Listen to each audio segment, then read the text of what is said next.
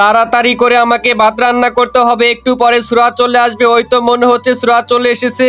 আরে সুরাত তো চলে এসেছে, আমার তো এখনো ভাত রান্না করা শেষ হয়নি। আমি এখন সুরাতকে কি খেতে দেব?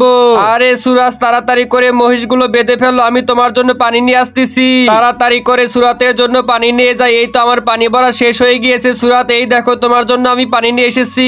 তোমাকে অনেক ধন্যবাদ প্রীতি আমার জন্য পানি নিয়ে আসার জন্য। আমি তাড়াতাড়ি করে হাত মুখ ধুয়ে নেই, আজকে অনেক তৃষ্ণা পেয়েছে। তাড়াতাড়ি একটু পানি খেয়ে নেই। প্রীতি কোথায় তুমি? আমার অনেক ক্ষুধা লেগেছে, তাড়াতাড়ি আমাকে একটু ভাত দাও। এই দেখো আমি তোমার জন্য ভাত নিয়ে এসেছি। তুমি তো অনেক ঘেমে গেছো, আমি এখন তোমাকে একটু বাতাস করি, তাহলে তোমার ভাল লাগবে।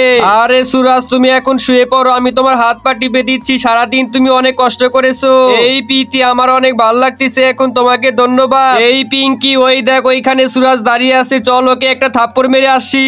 এই তো থাপ্পড় মেরে দিয়েছি। আরে এটা কি হলো মিনা, তুমি এটা কি করলে? ভাইয়া আমি এটা করিনি, পিঙ্কি এটা করেছে।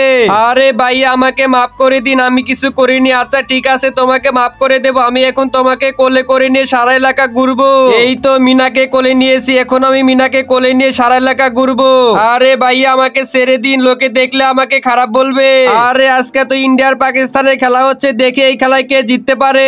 এই রে মনে হচ্ছে ইন্ডিয়া জিতে যাবে। আজকে যদি ইন্ডিয়া জিতে যায় তাহলে আজকে আমরা সবাই ঘুরতে যাব। এই রে ইন্ডিয়া তো আর একটা ছক্কা মেরে দিলে, এখন অনেক খুশি লাগতেছে। এই তোরা সবাই চুপ থাক, প্রীতি অনেক রেগে গেছে। তোমরা যদি এই খেলা দেখার সময় চিল্লাচিল্লি করো তাহলে কিন্তু তোমাদের রুম থেকে বের করে দেবো, তোমাদের খেলা দেখতে দেবো না। আরে আর একটা ছক্কা মেরে দিয়েছে, মনে হচ্ছে আজকে আমরা জিতে যাবো। এই তোরা সবাই চুপ থাক, প্রীতি মনে হয় আবার রেগে গেছে।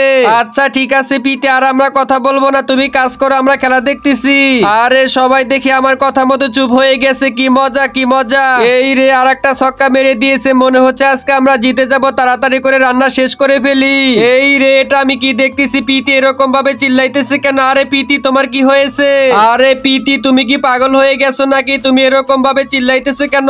আরে আমার চিল্লানোর কারণ তুমি বুঝতে পারোনি, আজকে তো ইন্ডিয়া জিতে যাবে, সেই জন্য আমার অনেক খুশি লাগতেছে। তাড়াতাড়ি করে আমরা গাড়ি থেকে নেমে পড়ি, আমাদের চা খেতে হবে। এই বাবলু মামা আমাদের জন্য 2 কাপ চা দাও, তাড়াতাড়ি করে চা নিয়ে আসো। আচ্ছা ঠিক আছে আমি এখনই নিয়ে আসতেছি, আপনারা একটু অপেক্ষা করেন। এই প্রীতি তুমি কি জানো এখানকার চা অনেক সুন্দর? আরে ভাই এই নেন আপনাদের জন্য চা নিয়ে এসেছি। আরে চায়ের কালার এমন হয়েছে কেন? তাড়াতাড়ি করে একটু খেয়ে দেখি। আরে বাবলু চাটা মনে হয় ভালো হয়নি। এইসব তুমি কি বলতেছো? চা ভালো হয়নি? দাঁড়াও আমি একটু খেয়ে দেখি, তারপর দেখি কেমন হয়েছে। আরে চা তো ঠিক আছে, মনে হচ্ছে তোমার রুচিতে সমস্যা আছে, আরেকবার খেয়ে দেখো চা ঠিকই আছে। আরে প্রীতি চা তো এখন ঠিক আছে, তখন এমন লাগলো কেন?